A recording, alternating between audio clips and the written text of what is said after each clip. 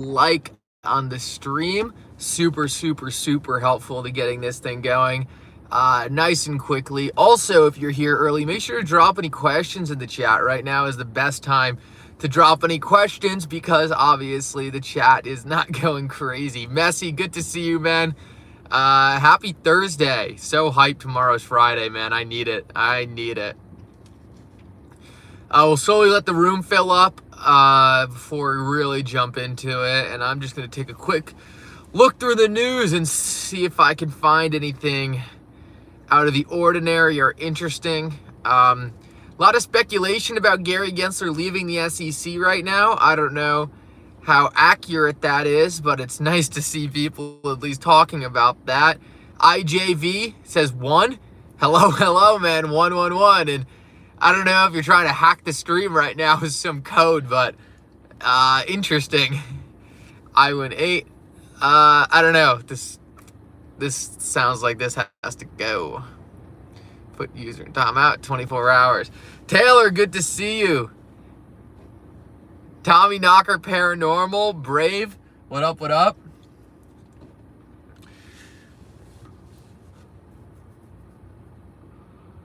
Yeah, that Brad interview was awesome. You know, it's always nice to see how confident Brad is. And Brad said something in that interview that I've been trying to highlight on this channel for a bit now. We'll jump into that in a minute. Harlan, good to see you. Dirtnap, what up, what up? Always nice to have you. Gen X, Stephen Farmer, Tate, Keith, Lunatics.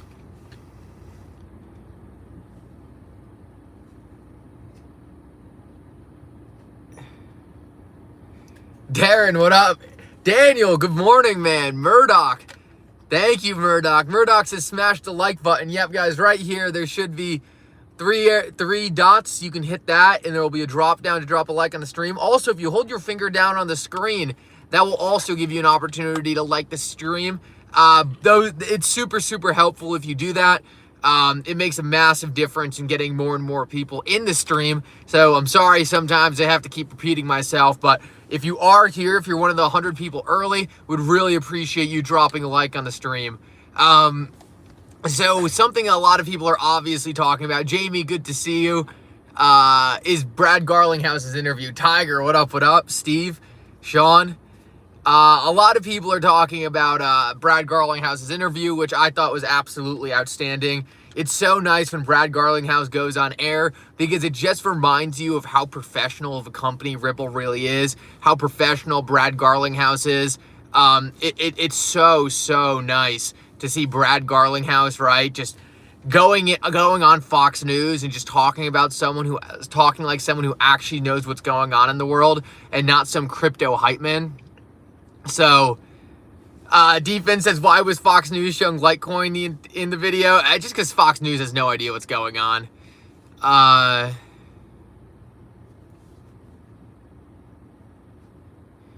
Yeah, Taylor, I completely agree with you. Look, well, here's the thing. I don't think it means that the lawsuit's over by any means because Brad Garlinghouse has done a lot of interviews since then. Look, I think Brad Garlinghouse and the Ripple team understand the lawsuit's still going on, but for all intents and purposes for them, I don't see a lot of risk in the lawsuit anymore. For a long time, Ripple and the team were likely very, very concerned because regardless of whether or not they always thought they were on the right side of the law, there's a big issue with the fact that you never know what the judge is going to say, right? Even if we all thought Brad, Chris, and Ripple were in the right, it all comes down to how a judge interprets the facts. So I think for a while, Brad, Chris, and the team had to be really, really conservative, but I think things have changed. Yeah, I completely agree, Taylor. I think things have changed enough, or we've got enough confirmation from the court that Ripple is on the right side of this, that Brad and the team can be a lot more confident going out and doing interviews and stuff, which ultimately I think is really good. I think we're kind of moving past the point of any actual damage being done to Ripple via a ruling in this case, and I think the entire Ripple team knows that most of the big issues are behind us and that they can go forward now, right? Really de-risked of any possible outcomes that could hurt Ripple or Brad and Chris. The charges against Brad and Chris were straight up dropped, and that was a thing that was likely holding back Brad and Chris for a bit. Those charges are now dropped, XRP is now not a security. So everything's kind of moving in their direction. And I think the more we see that, the more confident they are going to be. And the more available they're going to be for going on these interviews and talking with a lot of these mainstream media outlets. Obviously, when you go on mainstream media, you really never know how they're going to try to twist it. You never know how they're going to try to make you seem like the bad guy. You never know if they're going to take the side of the SEC or your side. So for a while, it makes sense why Brad and Chris would have had to been just ultra conservative with the things they were saying and how they were displaying themselves. But that was a great interview by Brad. Let's see what else we got. Guys, make sure to drop a like on the stream. We already have 200 people in here, which is outstanding. Would love to get the likes past 100. That'd be really, really cool. I liked and shared this link 5 times just now. Oh, thank you so much, Chadwick. Really appreciate that. Ian, this is a better time of day for me. Ian, I think we do it at the same time every day, so I'm not sure if something changed on your end or my end, but maybe you just mean the lunchtime streams are better than the nighttime streams. I get that. Silver Days, good to see you, man. Good to see you, Silver Days. Always love seeing you in the chat. Media sucks. They screwed me on live TV before. Very interesting, Crypto Clay. I'd love to hear more about that. XRP listed on Treasury Market. I don't know about that. It might be that old Treasury Exchange. That thing was a little sus. I don't know how real that was. I also love how he highlighted XRP success and forgot the first half of the question about their stablecoin. Basically slapping their pivoting fudders and their... Exactly, Taylor. I could not agree more. There's been a lot of people who've tried to use the stablecoin as FUD. There's been a lot of people who've tried to use a lot of other things Ripple is doing as FUD. And look, Brad Garlinghouse just once again reconfirms what we've been saying this entire time. Ripple is making massive strides in becoming a very important player for providing infrastructure for traditional businesses into crypto. Brad Garlinghouse said it himself. Them doing that is going to be good for XRP over the long run, because the more big institutions tied to Ripple, the more big institutions that will thus get tied to XRP. And I think that's what a lot of people sleep on. A lot of people get really worked up on whether or not a specific product Ripple launches directly uses XRP. A lot of people say, oh, if Ripple's building centralized software, it will never come back to XRP. But, you know, it does. The big institutions working with Ripple are going to want to know which digital assets Ripple are using. They're going to see XRP and they're going to want to invest in XRP because, quite frankly, they just see someone in crypto who's legitimate. They see someone in crypto who's professional. They see someone in crypto who's solving real-world problems, and that's going to add validity to XRP, the digital asset. Crypto Clay says he was on Fox News twice. Trump, baby.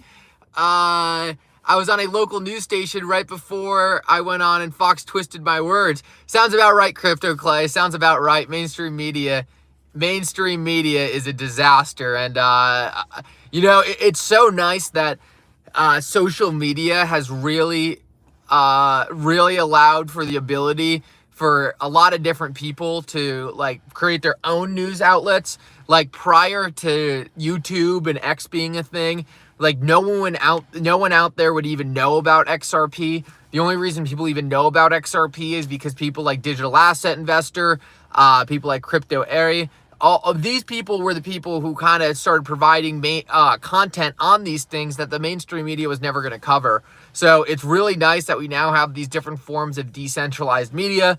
I know a lot of people like harp on YouTube about YouTube doing sus stuff about pulling videos, blah, blah, blah, blah, blah, but it's still way better than the old guard. So it's just nice that we have these outlets now. It's so nice. Oh, it wasn't Fox that twisted it? Oh, Crypto Clay, I'll have to check that out. Yeah, it's just so nice that we have these outlets now to be able to talk freely and really just be able to talk with one another about these things that the mainstream media would never get into.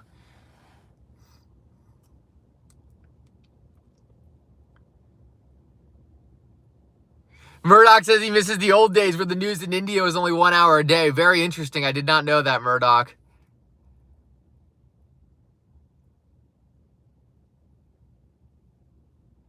Daniel says, let's summon Airy and Johnny O. Yeah, Johnny O, the silent assassin. You know, I never really know if Johnny O is just always here hanging in the background or whether or not he just pops into his stream here and there. A legend of the stream, though. And Eddie kind of does the same thing. She'll pop in Drop a comment when I least expect it. Two of my favorite people to see hop in the stream. They're two OGs out of 281. Yeah, guys, we're almost to 100 likes. Let's get to 100 likes. Like I said, right here, 3 dots. Hit the drop down, hit the like button. Super, super, super helpful. Johnny O is really Brad Garlinghouse in silence. That would be crazy. That would be crazy. I've never gotten a chance to actually talk with Brad Garlinghouse. I've had a few back and forths with David Schwartz on X. I have had Brad Garlinghouse like some of my posts before, but I've never actually had a conversation with either of them. Hopefully in X. Hopefully in Vegas. I don't know if I really have anything like specifically to say to either of them other than just like, you guys are awesome, keep up the good work, but it would be really cool to meet them. Like, I don't think I have any specific questions for either of them. It'd just be cool to see them. They've kind of become kind of celebrities in a way, which is cool.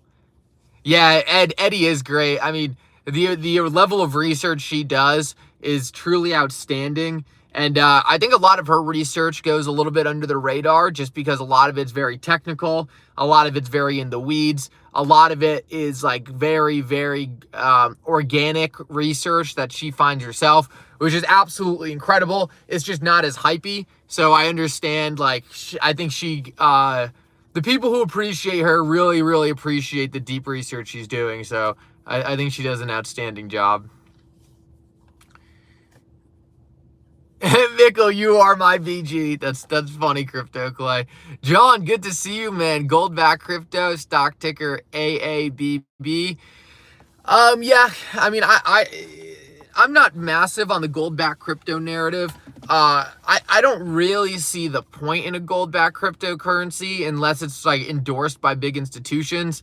Just because I'd rather just hold like a gold ETF, but maybe I'm missing something there. It is nice to be able to move it fast, but how many people are using gold for payments? Not many. Vet said they are, Vet said they are taking their time as DID had a bug. They need 2.2, and the bridge is a big amendment, still needs further testing. And the DU now want to make sure AMM works perfectly before adding.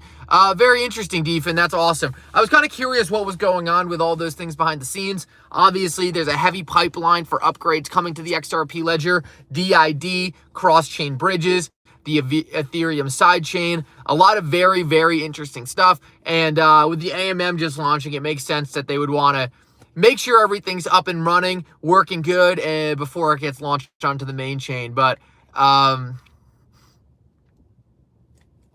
Messi, I completely agree. Don't tell anyone how much XRP you have. That's a good piece of advice. And Messi, I appreciate you deleting that message. It's never good to disclose your bag of XRP just because you never know who might want to try to take advantage of you using that information. So it's always good maybe just to give ranges. Maybe it's good to just say, I have, just be careful about disclosing your bag. You can never be too careful in crypto, right? And not a lot of times it's not worth actually giving that information out. XRP Vegas will be something special. Oh, Chadwick, can't wait to see you there, man. Can't wait to see you there. I'll take the option to take profits and converting XRP to Pax Gold backs on a DEX. Anytime with that.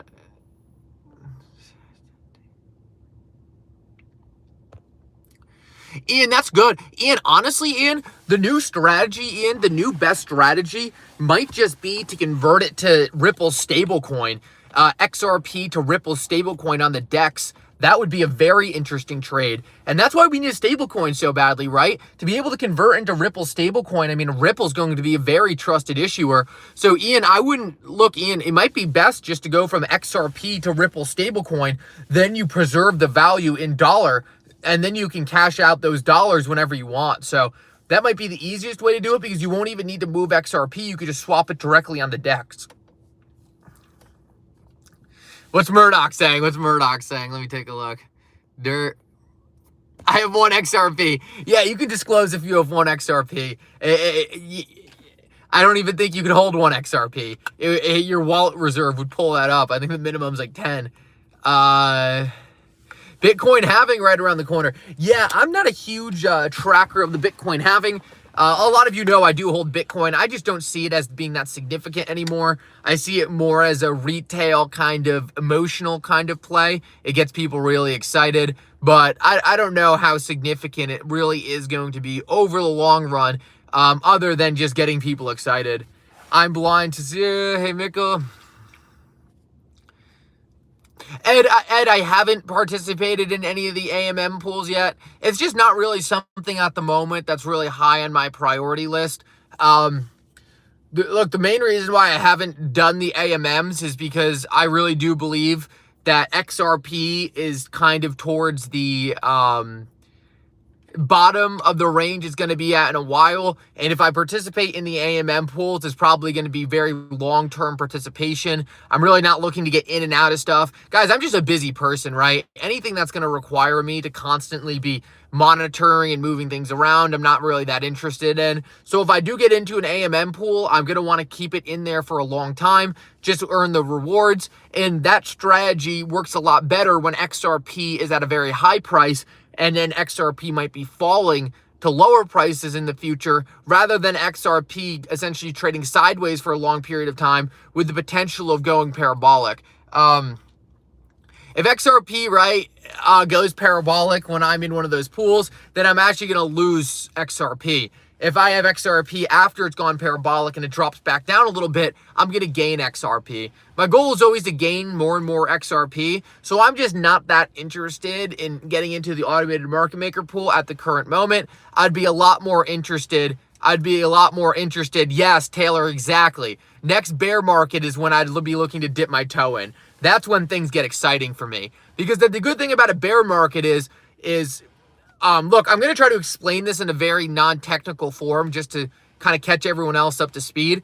The automated market maker, for me, my strategy is going to be put XRP in the automated market maker at a time where it looks like the price of XRP is going to fall. And then as XRP falls, I gain more and more XRP. And then even if it goes back up, back to the price I got in at, well, then I'm still equal on the amount of XRP put in, and I get all the trading fees that happened in between XRP going down and coming back up. On the other hand, if I put XRP in an automated market maker right before XRP goes exponential to the upside, well, then I'm going to lose a lot of my XRP that I had in that pool. And then even if XRP comes back down, it might not come back to that point, sticking me with the impermanent loss. So I would just rather be in the automated market maker right before a bear market, right before things are looking sketchy, rather than where we are right now. Obviously, the best time to ever be in the automated market maker would have been in 2021 would have been a great time to be in the automated market maker. When XRP hit $1, you could have essentially had XRP in the automated market maker this entire time, earning all those fees, and you would still have a very large gain on the amount of XRP in there because XRP is still trading below those prices. So that's my overall strategy with the AMM.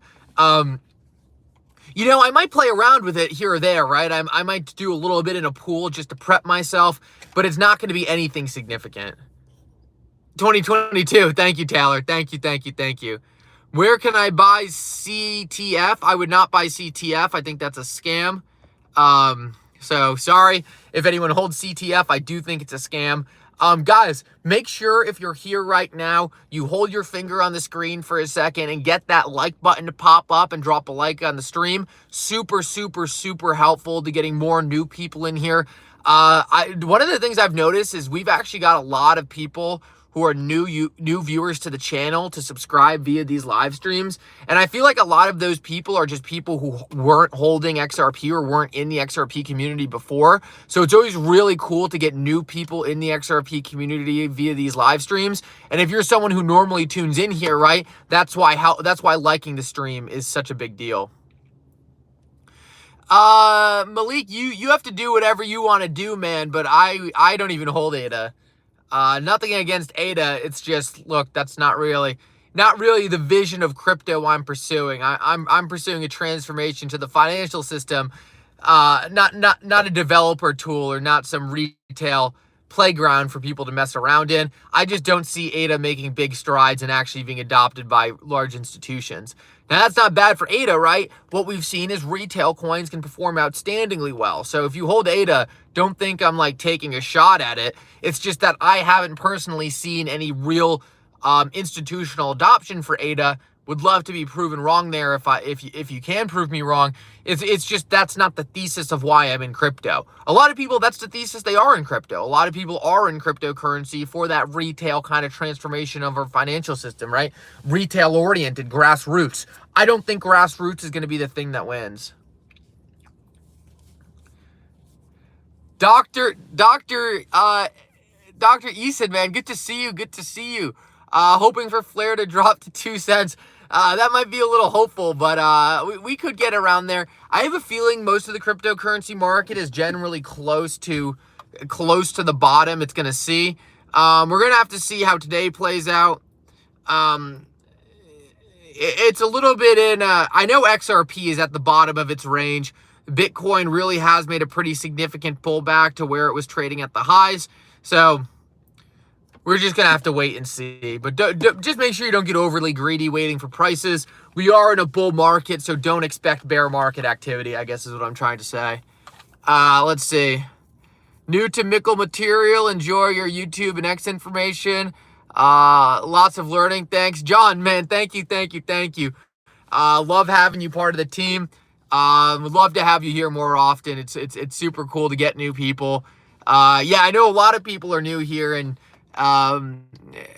we do these live streams every single day. They're a ton of fun, and just love fielding your guys' questions because they really make us all smarter. Did Gary Gensler post that tweet to screw with us yesterday? Do you think there's something more to it? The admin can't really afford any more security. Maybe he does eventually step down or get replaced. Yeah, Taylor, I don't know. It did seem like he was posting it just to mess with us. I saw some people saying... no, he was saying kind of he is ready to step down, and really the SEC is going to continue their work, not him at the SEC. I honestly think he was doing it to mess with people, which is kind of wild that the SEC chair is essentially giving the middle finger to retail investors, but that's kind of the impression I got from it. I would love to be wrong, but I just think thinking that Gary Gensler is going to step down is kind of unrealistic, especially since Congress has done absolutely nothing to pressure him in that direction. If Congress was subpoenaing him, if Congress was pushing for FTX materials, if Congress was drilling him, then maybe I could see him stepping down. But right now, I don't know why he would step down. He's essentially walking all over Congress, and they haven't done anything about it. I'm loading up my power for when Ripple has their IPO. John, it would also be interesting to see if you could get shares of Ripple before they IPO. There are ways to do that. The nice thing about that is right now Ripple's valuation in the private market, I think, is very undervalued. I think Ripple will likely IPO maybe close to $20 billion in the secondary market. They're trading at 10. So there is an opportunity to get some cheap shares and really take advantage of a discount prior to IPO. But you're going to have to jump through some hoops to do that. Other than that, my advice for buying any IPO is to just be careful, dollar cost average in. IPOs can be very volatile, and typically the price of a stock after IPO is trading lower than the IPO date. Obviously, there's exceptions, but typically IPOs usher in a lot of hype, which is good for the people who are there early, but not necessarily good for the people buying the IPO.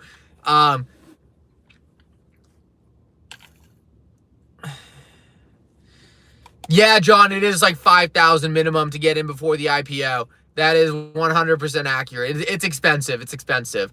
And honestly, that's not really expensive compared to what it used to be. It used to be way, way higher. So $5,000, I understand, is a lot. I had to save up for a while in order to get that allocation. It was kind of like my big investment of the year. So it is a lot of money. I totally take that. You mentioned Judge Torres's decision in September, but normally takes 30 to 60 days. Jet Jock, I don't think I ever said I expected her decision in September. What I've been saying, just to be clear for everyone else, I'm not accusing you of making anything up. So don't take it the wrong way. But what I've been saying is September at the latest. And JetJock, the reason why I say September at the latest is just because we never know. I think a lot of people in this community have kind of given dates that were overly optimistic and kind of got people's expectations up based on things happening fast. I just want to give an expectation, right, of the worst case scenario. So that way, if it happens sooner, everyone is just sitting in a position where it's like, oh, nice, I'm glad it happened sooner than later. So look, I say September at the latest, just so people understand that that's what I see as the worst case scenario. I don't feel like really giving people the best case scenario, because then if that best case scenario doesn't hit, people just feel like it's more waiting. So I feel like if I pre-position people with the worst case scenario and then it happens earlier, no one's really going to be upset. But if you give people a really soon date and then it doesn't happen, then people are upset. So I just say September because I think it's kind of the safest place. But I do think it will happen sooner than that. Tracy, good to see you. Always nice having you on the stream. I don't think Torres is going to rule. Ripple and the SEC will settle behind closed doors. It will benefit both of them if Torres doesn't have to rule. Daniel, I agree. Daniel. But so far, every settlement prediction has been wrong. So, Daniel, props to you for sticking with the settlement. I think I'm 30% settlement at this point. 70% we go the distance. But yeah, that's where I sit. Tracy says settlement. I know Tracy wants a settlement. I hope there's a settlement. Who's more likely to the Supreme Court, Ripple or Coinbase? Defen, I honestly think Coinbase is more likely to go to the Supreme Court just because Ripple's business is so unique. Look, Coinbase covers a lot more issues. Ripple's business really only covers, all right, let's put it this way. The SEC didn't really bring any like specific charges against Ripple. They kind of just said XRP was a security and then babbled on about a whole bunch of stuff that never really materialized to anything. And then we're then trying to say, and then it ended up that Ripple sold XRP to institutions that was securities and XRP isn't a security. It just doesn't seem like, it doesn't seem like the Ripple lawsuit was very good. Like, I think we can all sit here and agree that I personally think I could have drafted a better lawsuit against Ripple than the SEC did. Not like technical lawyer language, but better points, right? I would have gone at Ripple for a lot of things that I can't believe the SEC didn't. Like in the early days, Ripple and XRP were obviously very centralized, just like Bitcoin was centralized in the early days. Everything's centralized in the early days. The SEC never talked about Ripple owning more than 50% of the nodes. The SEC never talked about essentially the Ripple founders having all the XRP at the start. They never talked about the network having to be restarted. Like, there was a lot of points they could have hit on that I think would have really drove a better argument that the SEC just failed at.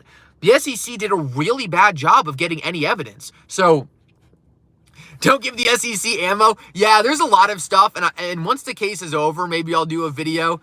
Once the case is over, I'll do a video talking about how I would have gone against Ripple in the Ripple SEC case, because with the amount of time I've spent thinking about this case, I think I actually have developed a pretty decent case against Ripple. Not that I think XRP is a security, and not that I think any of the SEC's case is legitimate. I'm just shocked about how bad it is. So look, that's a long-winded way of saying that I think Coinbase is the better case to take to the Supreme Court. I think Coinbase has legitimate issues. One of the legitimate issues with Coinbase, I think, is like, look, regardless of whether or not cryptocurrencies in general are securities or not, Coinbase just lists crap tokens. And a lot of those crap tokens that Coinbase has listed have essentially gone to zero and the projects have disappeared. And now the token's virtually useless. It kind of looks like those might be scenarios in which those tokens could have been securities. Also, there's been a lot of ICOs on Coinbase, so I think the SEC has a decent case there. All the SEC really has to do is prove one cryptocurrency is a security to go after Coinbase, and then Coinbase has a lot of other features like staking and yield products, and I just think Coinbase has a lot more in it that could be valuable at the Supreme Court. We also know that the Coinbase case is really Gary Gensler's baby. The Coinbase case came out under Gary Gensler. The Ripple SEC case was under Jay Clayton. So how much of an allegiance does Gary Gensler really have to this Ripple SEC case? I don't know, right? Maybe Gary Gensler is just going to see this case be over and say, you know what? Jay Clayton really messed this up. This was a crappy case we were never going to win. Let's just end this here, and I'll hang my legacy up on the Coinbase case, which I'll let go to the Supreme Court. That's another thing I think is very possible. I don't know why Gary Gensler would have any kind of allegiance to the Ripple SEC case. He's kind of got his butt kicked. And the Coinbase case, right, is still open. He could still do better in that one. So that's my overall opinion on why the SEC might go to the Supreme Court with Coinbase rather than Ripple. Obviously, if your theory that all of this is just being done to hold Ripple and Coinbase back so the big financial institutions can make their way into this industry and try to get rid of competitors, then it would make sense that the SEC would go after someone like Ripple, just because I think Ripple is a little more disruptive. What can the SEC appeal at this point? There isn't much to be appealed, in my opinion. Well, DFIN, that's the big issue, and Jeremy Hogan has hit on this at length. The big problem for the SEC is they were so wishy-washy on what the actual case was. So originally, remember, the SEC was trying to say that XRP itself was a security. Well, obviously, that kind of failed. And then what happened was the SEC said that they weren't actually putting that in the case, but then Judge Torres ruled on it anyway. And because the SEC never actually put it in the case, well, that's a huge issue for the SEC because Judge Torres said it anyway, which can't be appealed. So right now, it's called dicta. Jeremy Hogan did a video on this, and that dicta is that XRP is not a security and the SEC can't appeal it. So I don't know what the SEC would really appeal. Are they going to appeal that the XRP traded on Coinbase is a security? And if that's the case, is Ripple really the person you want to be taking up this issue with, right? Wouldn't it be easier to take up this issue with Coinbase? Like, the SEC's biggest thing they lost on was Brad and Chris.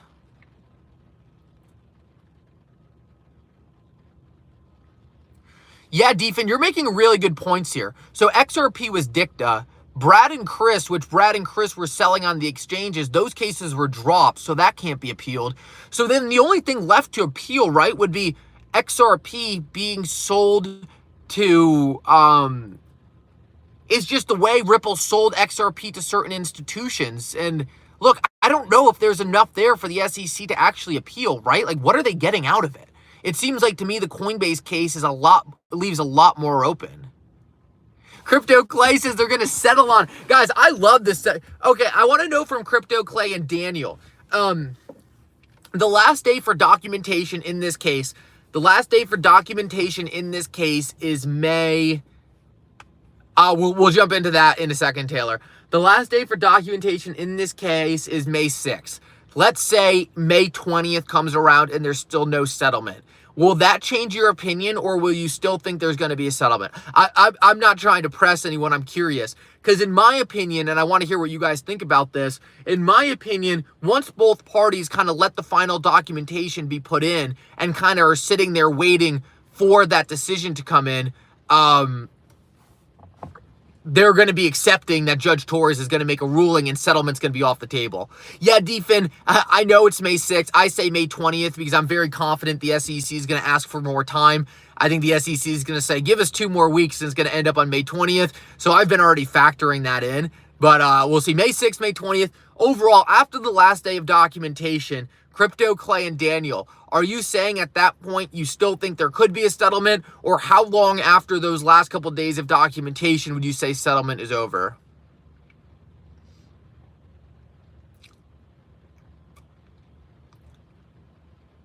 May 20th is your date to watch Dirt Nap. Interesting.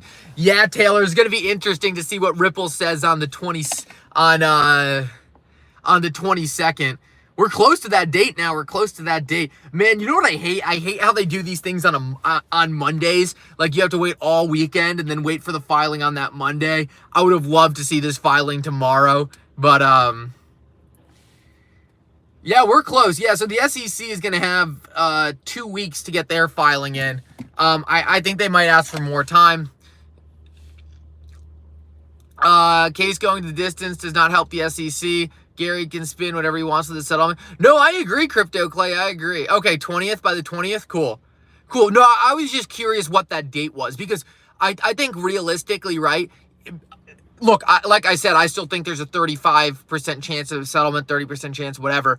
I think there does become a date, though, a cutoff, right? Where we have to say, okay, if both parties haven't settled and Judge Torres is going to make her decision tomorrow, obviously, right, both parties are probably already accepted that they're going to go to the distance. Like, there becomes a point where both of them have already said, okay, we're okay with Judge Torres's ruling. Right now, I think you can still make the argument that there could be a last-minute settlement, and I don't see why there couldn't be, right? But I think you get to a point in the case where you kind of say, okay, I don't know if a settlement's still possible because both parties are essentially leaving Judge Torres an opportunity to make a ruling at any minute.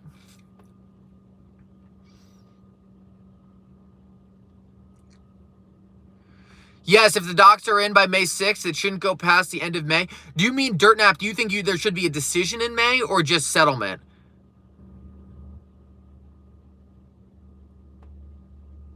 That would be...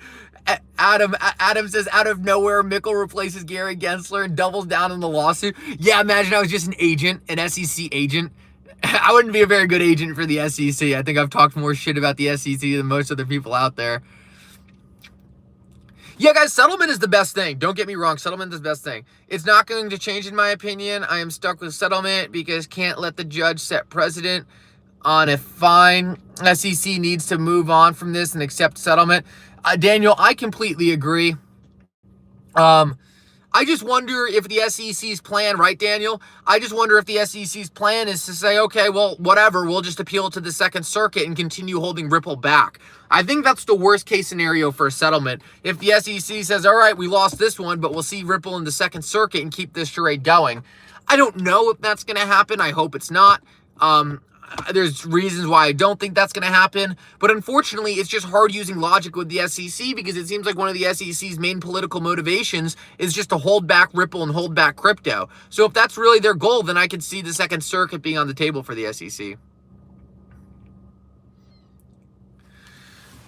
Yeah, but what if the goal for the SEC is just to stifle Ripple as long as possible? Then a settlement is against that goal. Look, I don't know if that's the real goal, but it certainly seems possible to me at this point. Also, guys, we have a massive amount of people in here, 372. Right here, there's 3 dots that will allow you to like the stream. The other thing to do is hold down the screen and drop a like on it. Guys, this is really, really helpful and would really appreciate people doing this. It helps way more than you'd think. Let's break through 200 likes and see if we get to 250. That would be outstanding. If they were to settle, they would do it tomorrow. Why would the SEC allow Ripple to embarrass them again on the 22nd? Well, the SEC might just want to see how strong Ripple's response is. Ripple has said no settlement unless they agree to all terms. I think it's headed to the Supreme Court. Very interesting, Ed. There very well could be a push to the Second Circuit. They don't want to accept it, even though... Yeah, a lot of different opinions out here. I love all the different opinions. I'm going to have to say, I think the best case scenario is a settlement. I think the most likely scenario is that,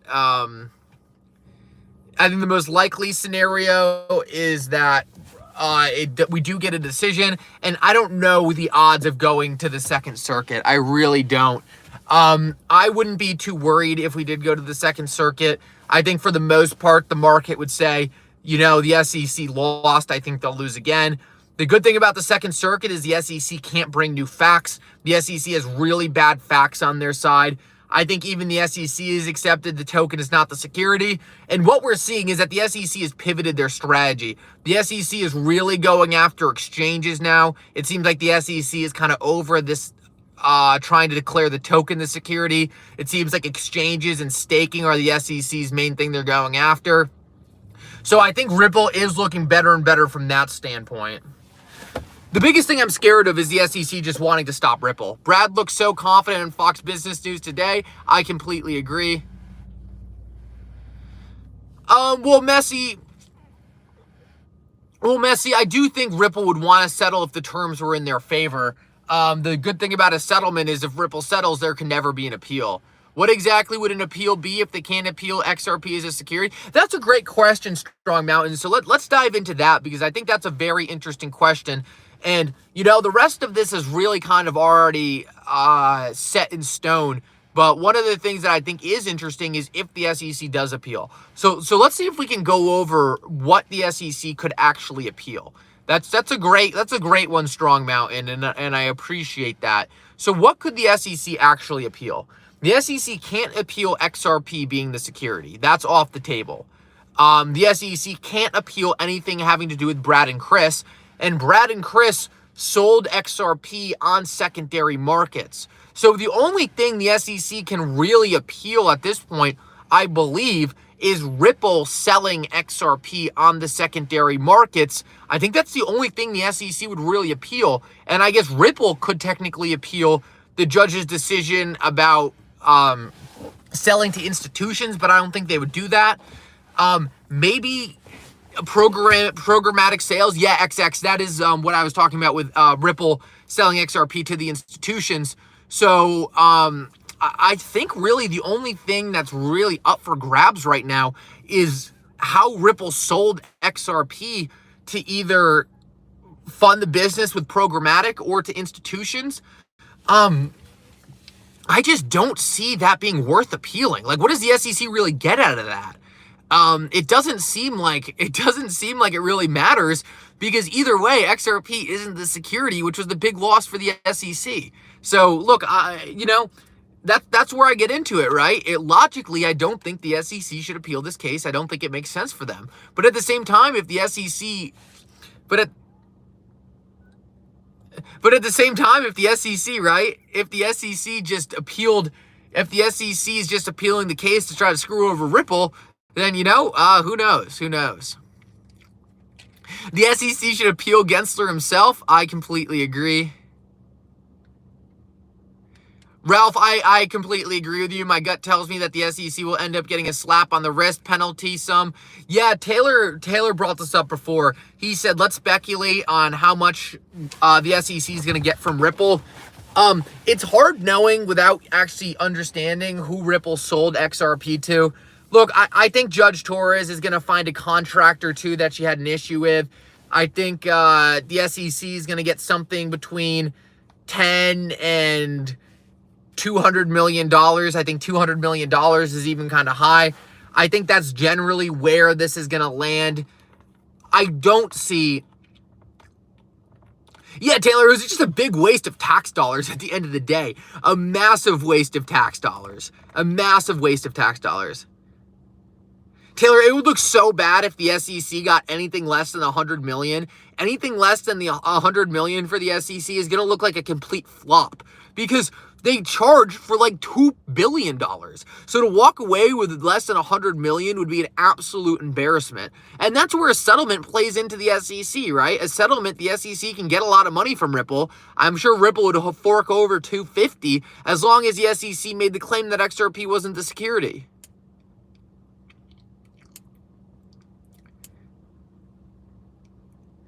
Yeah, Strong Mountain, the SEC is a terrible... They got $100 million from BlockFi. Yeah, they did get $100 million from BlockFi. Slap on the wrist for Ripple, slap in the face for Gary Gensler. I completely agree, Ralph. The SEC can't even get disgorgement. I think the SEC will get a little bit of disgorgement, but I think overall it's going to be kind of a joke. The way Judge Torres has ruled throughout this entire case is that Ripple gets a massive win, the SEC gets a small win. So I think that pattern's going to continue. As much as I don't think the SEC deserves to get anything, I do think they are going to get handed a small little win. I think Judge Torres is going to say, okay, here, now shut up because I don't want to deal with this anymore. I think Judge Torres is going to hand them a small win.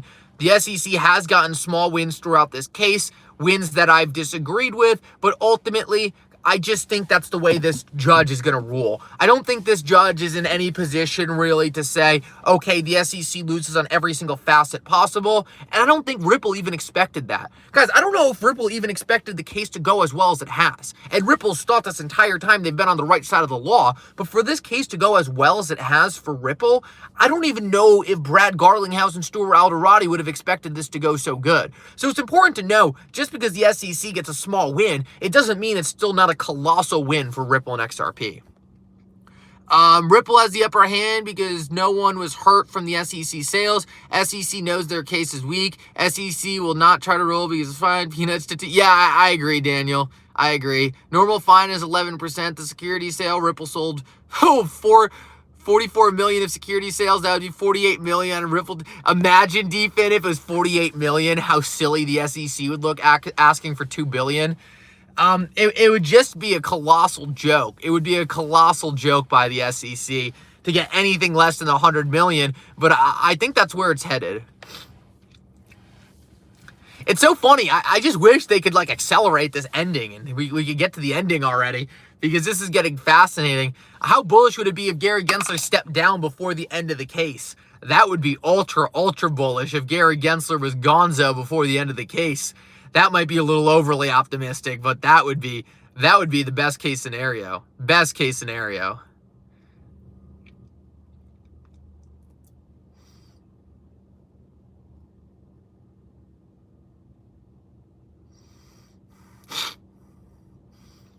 Stablecoin bill. I'm getting a new take on that. Let me see.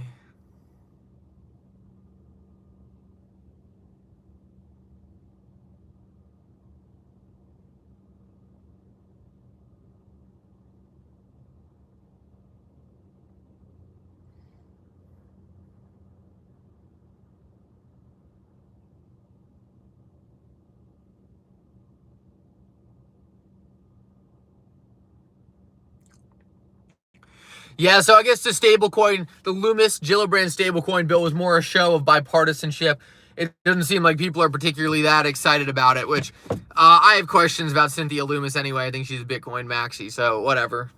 We'll get a stablecoin bill eventually. We'll get legislation eventually. Eventually, all of these things are going to be fixed, and the people who were here first, the people who were investing into this asset class during Max Fear, are going to be poised to benefit the most. Blockchain removes the need for trust. It does, and that's why a world with less trust is great for blockchain.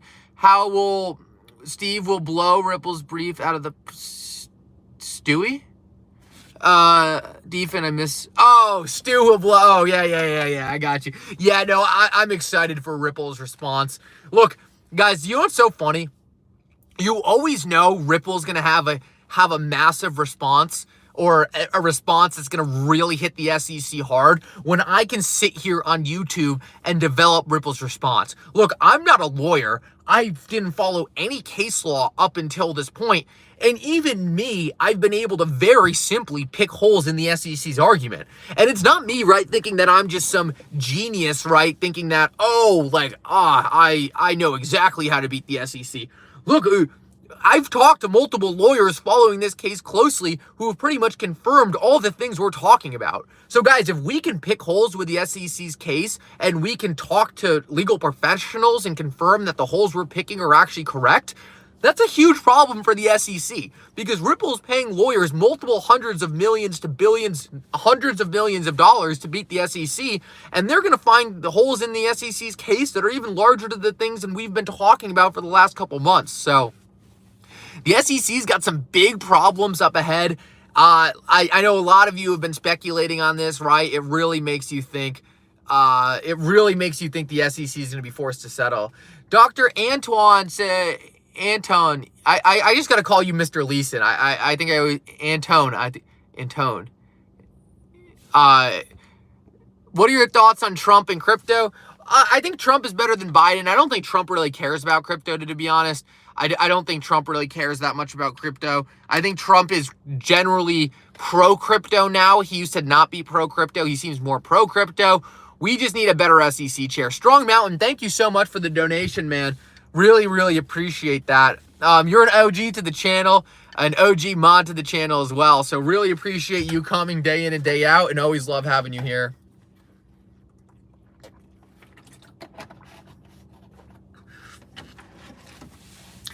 TZ, my 2 cents. The SEC wants $2 billion, won't get over $100 million as a fine, which is a joke. Once that amount of fine comes out or the case is dropped, the price will rise and fine won't matter. So TZ, the SEC can't just drop the case. The SEC can't just drop the case. They need Ripple agree to drop the case. But I think at this point you might actually have an interesting point because at this point I don't think Ripple really cares if the case is dropped because they already got designation that XRP is not a security. So I don't know. That's actually an interesting point. I never thought about that. At first, I would have told you, I would have said there's no way Ripple's going to let this case get dropped because they want clarity for XRP. But they already have that clarity for XRP via the dicta. So it might be the case that Ripple would actually be okay with the case being dropped and agree to it as long as the SEC agreed to, oh, what's it called? It's called something. It's a funny word. And it essentially means that the SEC won't come back and sue Ripple. They did it for Brad and Chris. It's like non-discriminatory, something around that. If the SEC agrees not to sue Ripple again, drops the case, and XRP stays not a security, I don't think that's necessarily super unrealistic. Now, to be clear, I don't think that's going to happen. Or I think it's a lower percentage of happening, but I initially was going to say that I thought that was impossible because Ripple would want that clarity for XRP. Thank you, Taylor, without prejudice. Exactly, without prejudice. Yep, exactly. Thank you, Eason. Thank you. Yep, you guys are nailing it. Everyone's coming out. Yeah, so thoughts on meme coins on the XRP ledger? Hendrix, I'm not a meme coin guy. I think there's some funny ones. I like Brad coin, but ultimately for me, it's just gambling, right? I'm not going into these as investments. They're just for fun for me. Thank you for the donation, man. Really appreciate that, Hendrix. Yeah, lots of scammy AI videos. Be very careful of anyone putting on a video of Brad Garlinghouse. You got to be super careful. Yeah, I don't understand how YouTube hasn't fixed this. I wonder to a certain degree if it's a coordinated effort by YouTube to allow these scam videos to try to deter people from getting involved in XRP, right? You're learning about XRP for the first time. You watch this scam video, you get scammed out of XRP, and then you don't want to touch it again. I wonder if that's part of it, just because it seems to me so blatantly obvious that YouTube is essentially allowing these scams to run on their platform. It's disgusting, but I wonder why they've done so little to actually fix it. It wouldn't be hard to fix. You can buy tag-ons to YouTube that essentially stop that stuff from running on your channel. They're expensive, but YouTube has the money to do it themselves. Like, the fact that YouTube expects a creator to do that themselves is ridiculous.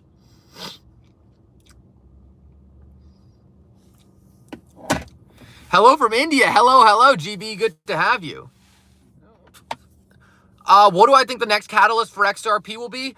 So I think XRP has a lot of catalysts, but I think the next one that will have a big impact on the price, is going to be, the next catalyst that I believe is going to have a big impact on the price is going to be the case ending.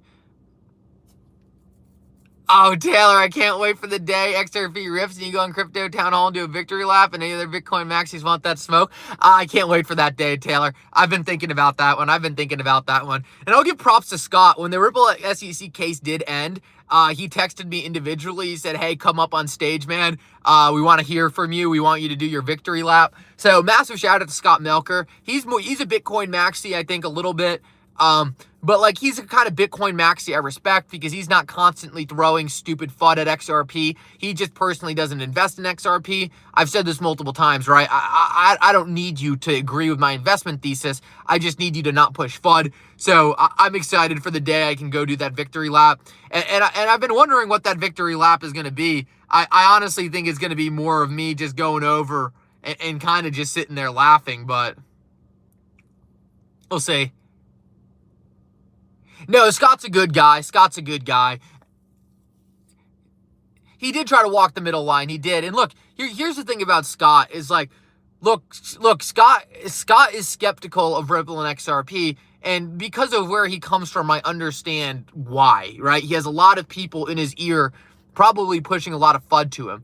But overall, I think Scott is willing to listen. And honestly, I think if I did sit down with Scott for 15, 20 minutes, I could have him fully convinced on Ripple and XRP. I just don't think he's seen it, right? I think he's just a little skeptical of it all, so I don't blame him. I don't know what happened to Zach Rector's channel. I'm looking at it right now. He has 12 subscribers and 2 videos. I hope YouTube didn't pull him. That would be a shame. Did he tweet anything out on X? Let me take a look at his X account real quick.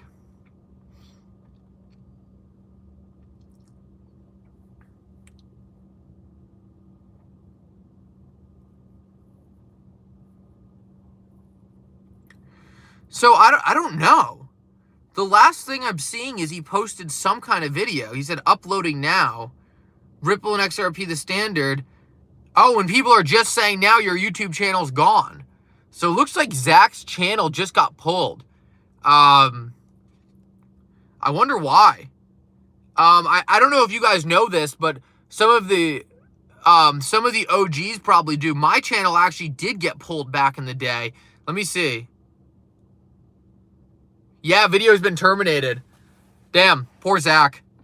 I'm sure he'll get it back. I've been through this before with YouTube. The people at YouTube are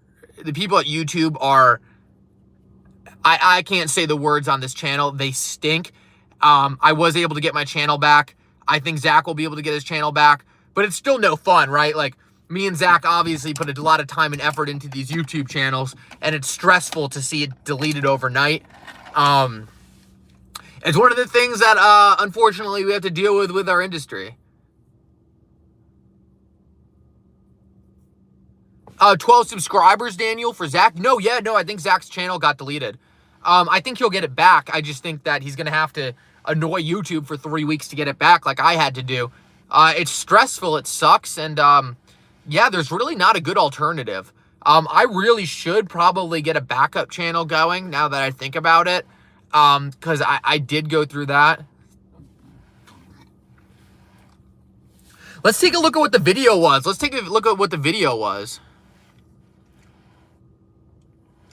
Oh no, this stream has 263, Daniel. I don't know why it says it has less. Maybe I'm getting deleted off of YouTube too. Maybe I'm getting deleted. Last time I got deleted off of YouTube, I sent YouTube's legal counsel a message with some lawyers from the XRP community, and YouTube very quickly changed their tune on whether or not my channel is allowed to stay. I went from violating all the terms and conditions to very quickly YouTube not being able to find any terms and conditions I violated, and very quickly restoring my channel. So YouTube had a good run at trying to keep my channel down. They weren't so excited to do it once they saw lawyers on the other side of it, and they very quickly changed their opinion. So hopefully Zach can get the same thing going and Zach can be restored. Look, I know Zach personally. I know Zach didn't do anything to violate YouTube's terms and conditions, but what happens unfortunately with YouTube, and I don't know if all of you guys know this, so maybe it will be interesting, maybe it wouldn't, but essentially, you know how YouTube has all those scammers in the comment section? YouTube will get tricked thinking that those scammers are actually the people like me. So all the mickles who try to scam people in the comment section, YouTube will think that's me. No matter how fast I delete them, they're always there. It's impossible to keep up with. And then YouTube will say that I was trying to scam people, even though it was them letting those dumb people on their platform do it. So,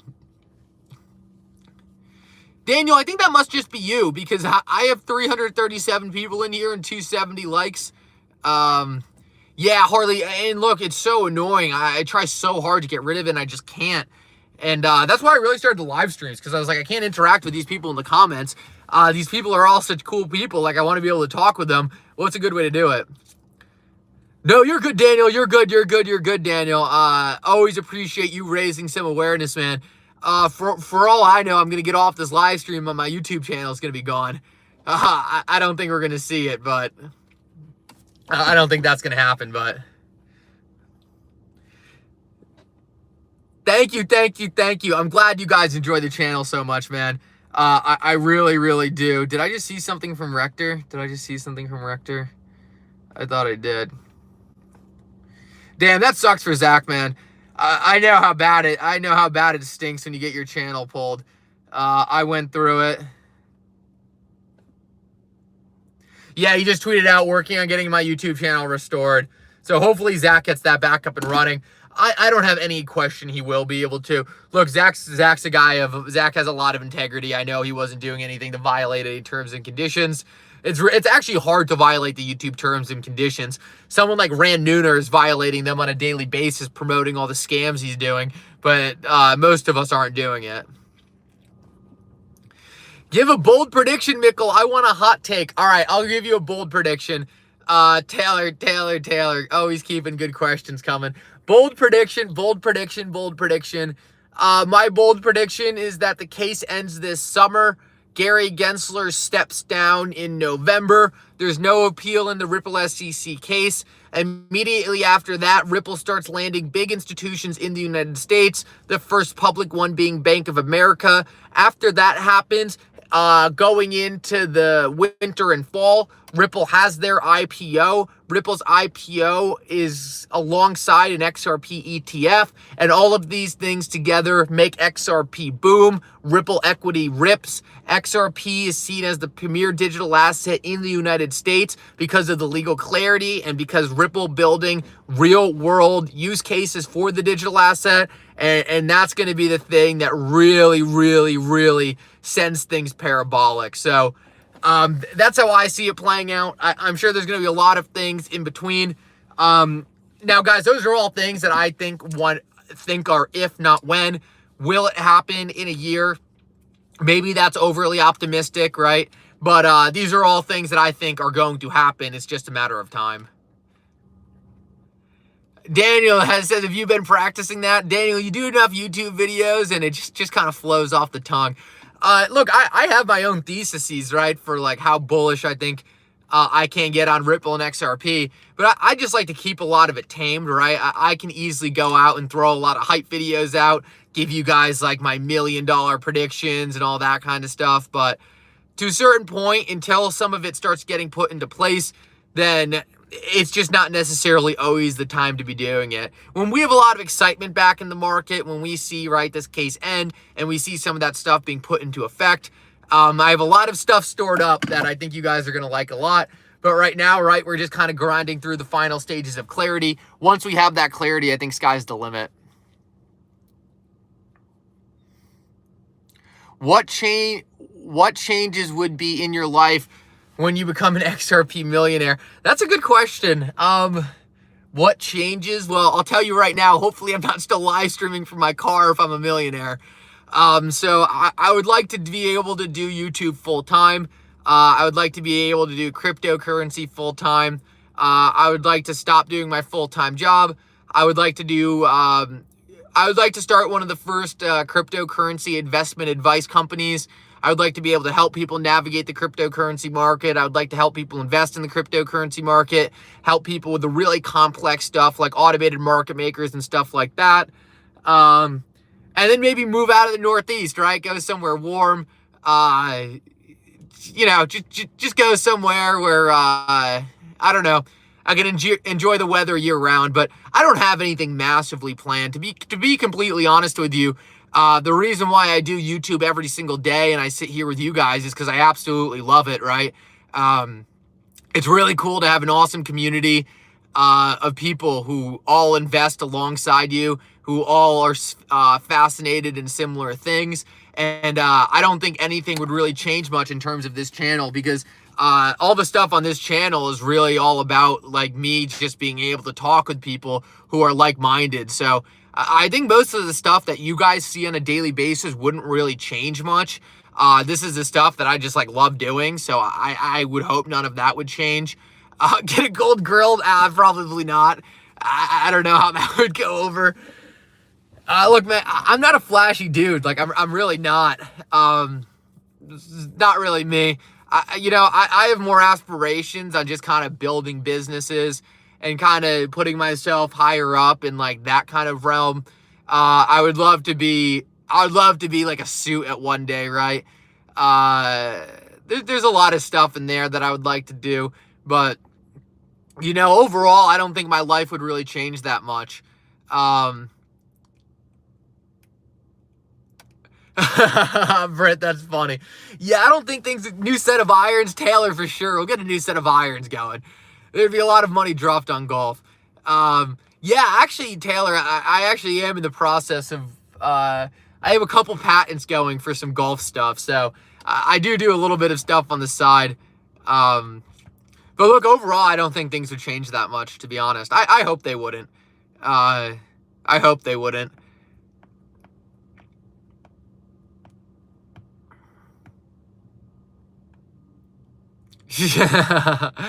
Gonzo, that's good. That's good.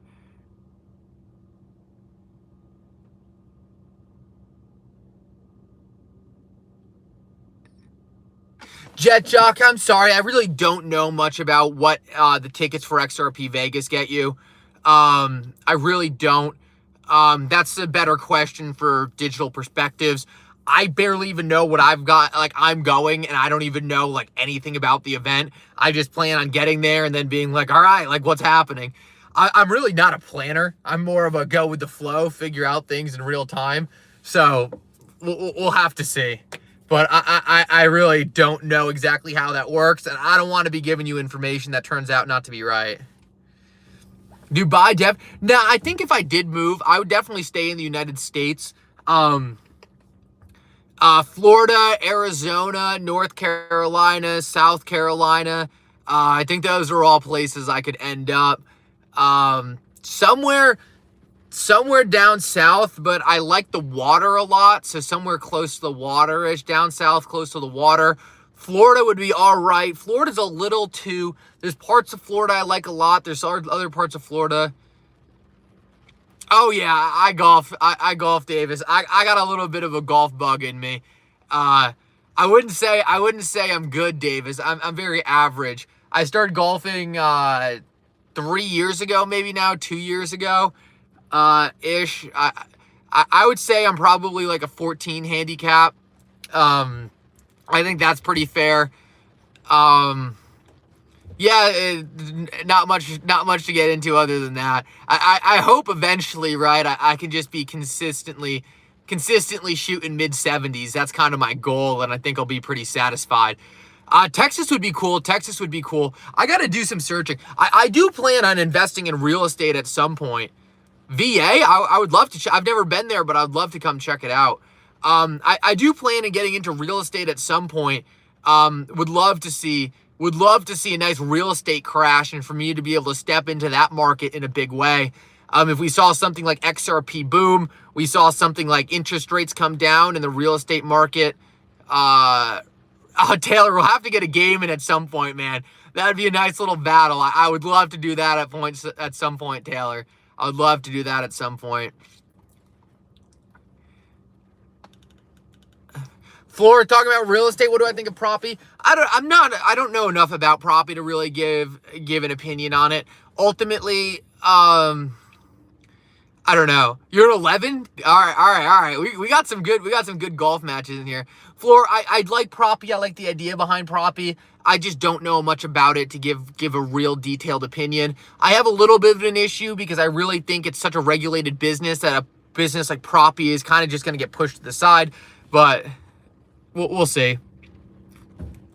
Darren, a Mickle golf outing would be electric. I would love to put that on with a couple other influencers and just get like a big event going. That would be really, really cool. And it's unfortunate, right? It's unfortunate that we really haven't had an event more like that already. It'd be really cool to get something like that going. But guys, there's a lot of time, right? I mean, like, we're going to be in the XRP community for a long time. So there's a lot of time to be starting to implement stuff like that. It would have been cool to have some kind of charity golf event for like John Deaton's race against Elizabeth Warren. That would have been really, really cool. You know, I have a lot of these ideas, but unfortunately, when you work full time and when you're so short on time, you're live streaming from your car, from your work parking lot, putting together golf charity events isn't necessarily the highest thing on my list. That's my goal for 2025. Crypto price appreciation, more golf. I agree, Taylor. I think that's in store for me. I've talked to friends about doing a golf YouTube channel. I've talked with friends about doing something like that in the future. I don't know. Probably not. I probably would have no point in doing the YouTube channel. Hopefully we'll have enough money at that point where I can just play for fun.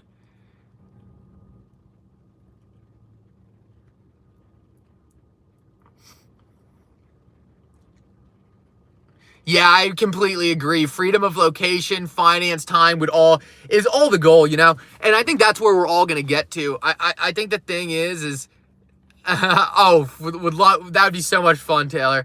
I think the thing is like, look, I think we all just need to. We're all positioned in the place to get to that point. I think it's really just a matter of time.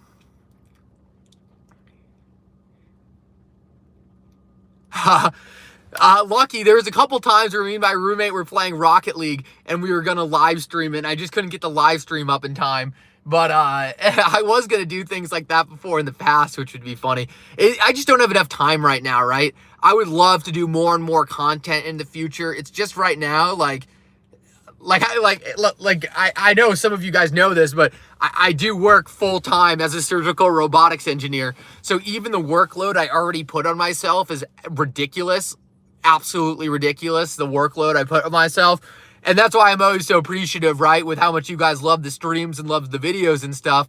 Because, if I was grinding and really people weren't messing with it, then that would stink. But you guys appreciate it all so much. It makes it such a motivation to get in here. Yeah, if John Deaton, that would be a great idea for John Deaton. That would be an awesome thing to do. Maybe I'll slide into John Deaton's DMs and let him know. Mention something like that. That'd be really, really cool.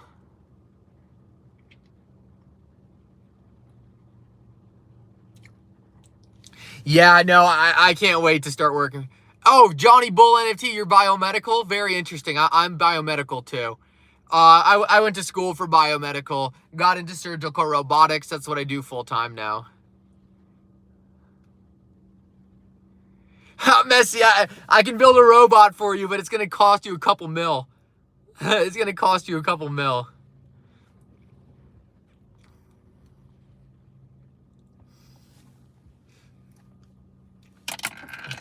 Let me take a look at the news real quick, see if there's any last things I want to cover.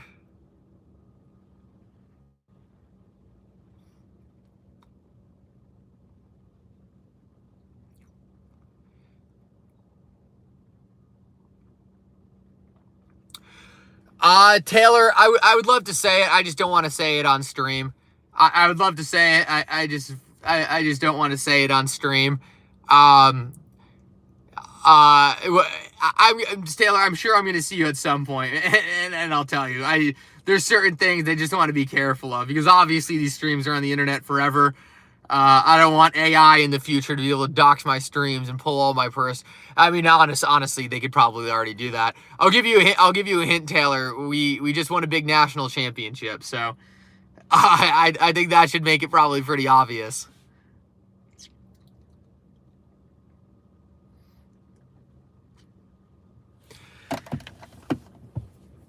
I think I gave it to you anyway. All right, guys, I'm gonna wrap it up. I'm late for work, guys. Remember live stream tomorrow? I think I've kind of been waiting for I'm assuming that was supposed to say Da Vinci when you said Dave and Hi. It's similar to the Da Vinci robot, but it's a different company. Guys, thank you so much for coming. You guys are absolutely amazing. We'll jump back in tomorrow, member only live stream. I'm like reading through the comments and you guys are still throwing so much awesome stuff out when I'm still reading it. Guys, thank you so much. I'll see you guys all tomorrow. Have a great rest of your day. Happy Friday tomorrow. Let's get through Thursday.